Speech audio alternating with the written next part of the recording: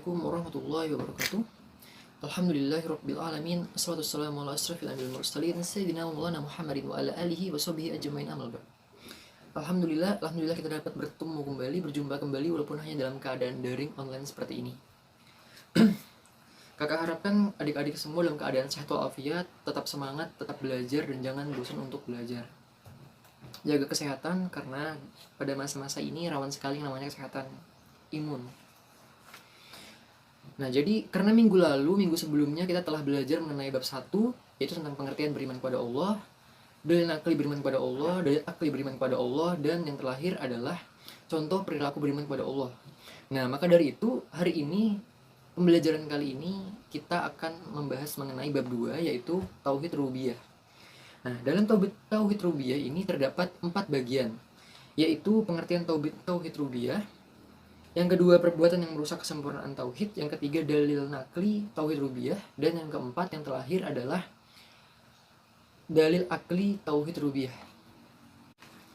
Nah, jadi sebelum kita lanjut kepada bab 2, pembahasan bab 2, kakak di sini memiliki tujuan pembelajaran yang harus dicapai. Yang pertama, melalui pembelajaran ini peserta didik dapat memahami arti, makna, pengertian dari tauhid rububiyah. Dan yang selanjutnya, melalui penyampaian pendapat, peserta didik dapat mengidentifikasi tauhid rububiyah itu. Nah, selanjutnya, melalui penyampaian pendapat pula, peserta didik dapat memberikan contoh, mengetahui contoh-contoh dari tauhid rububiyah tersebut. Nah, langsung saja kita kepada bagian A, poin A, materi A, yaitu pengertian tauhid rububiyah. Inti dari iman kepada Allah adalah tauhid, yaitu mengesahkan Allah baik dalam zat, sifat maupun perbuatannya. Arti tauhid ini berasal dari bahasa Arab, yaitu wahada yuwahidu tauhidan, yang berarti mengesahkan. Sedangkan secara istilah, tauhid itu berarti meyakini bahwa Allah itu esa dan tidak ada sekutu baginya.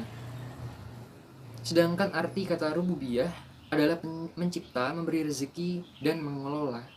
Maka tauhid rububiyah berarti kepercayaan bahwa Allah adalah satu-satunya pencipta, pemelihara, pengatur alam semesta.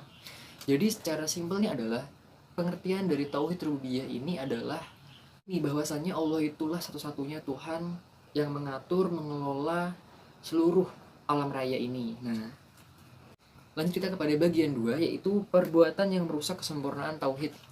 Kita sebagai seorang muslim yang mana kita menganut agama Islam sebagai pedoman hidup kita, Al-Quran dan hadis sebagai pedoman hidup kita harus menjaga yang namanya tauhid. Tauhid ini kepercayaan kita harus kita jaga. Nah, adapun yang merusak kepercayaan atau merusak tauhid itu ada beberapa. Yang pertama, syirik. Syirik merupakan perbuatan yang tergolong dalam dosa besar dan sangat dibenci Allah. Karena apa? Karena syirik itu menyekutukan Allah. Nah, syirik adalah menjadikan sesuatu selain Allah sebagai Tuhan yang dia sembah. Misalkan kita percaya kepada sesuatu hal selain Allah.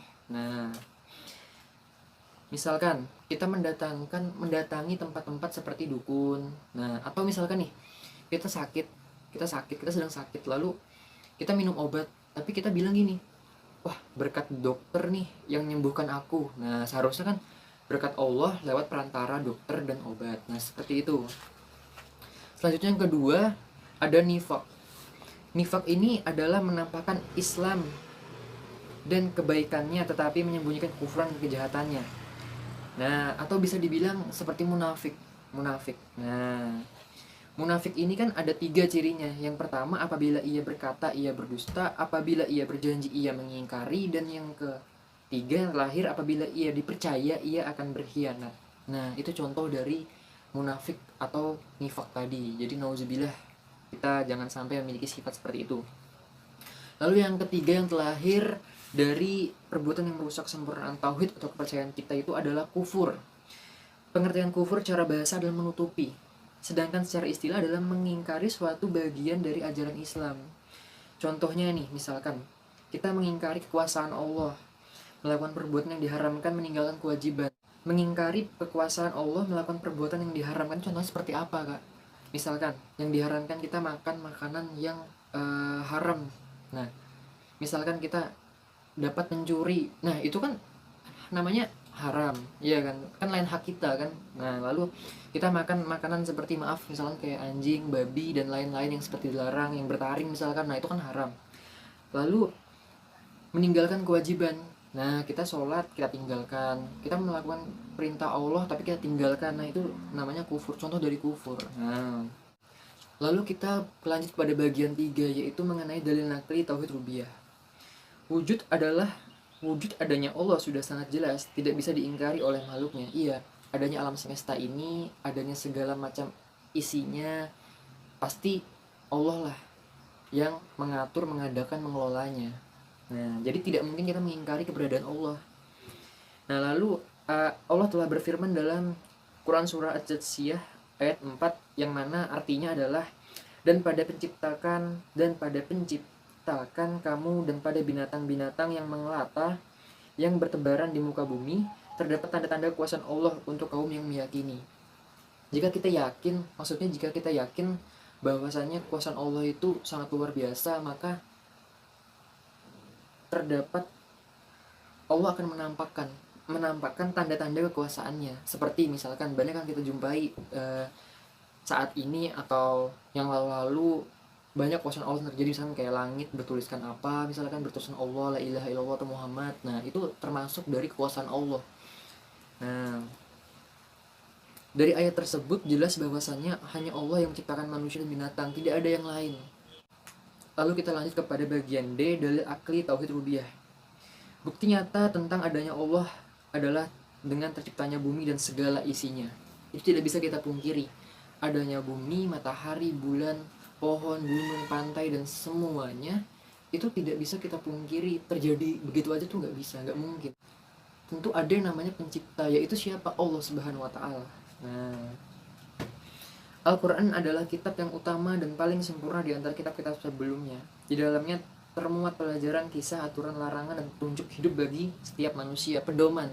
Al-Quran itu pedoman. Kita pengen sholat, Nabi di dalam Al-Quran, di dalam hadis disebutkan, dijelaskan bagaimana caranya. Tentang sejarah sholat ada. Tentang orang tua, bagaimana kita merawat orang tua, orang lebih tua, teman sebaya ada. Tentang adab ada. Nah itu. Diutusnya para nabi dan rasul sebagai pembawa ajaran Islam merupakan tanda nyata untuk selalu meningkatkan tauhid rububiyah.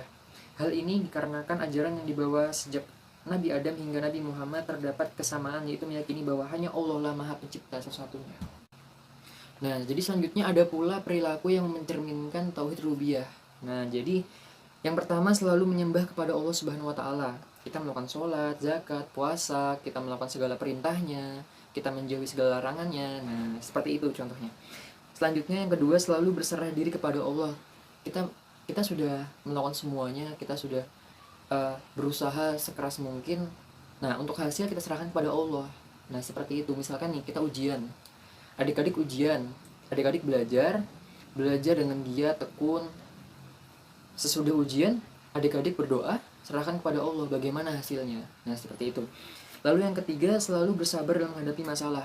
Ini yang paling menguji kita. Ketika kita dapat masalah, dapat cobaan, apa kita sabar atau tidak?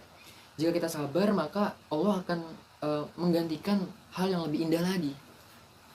Yang keempat, saling menyayangi dan mengasihi kepada sesama manusia. Kita saling tolong menolong, kita saling memberi, saling membantu, saling menjaga, menutupi aib dan lain sebagainya.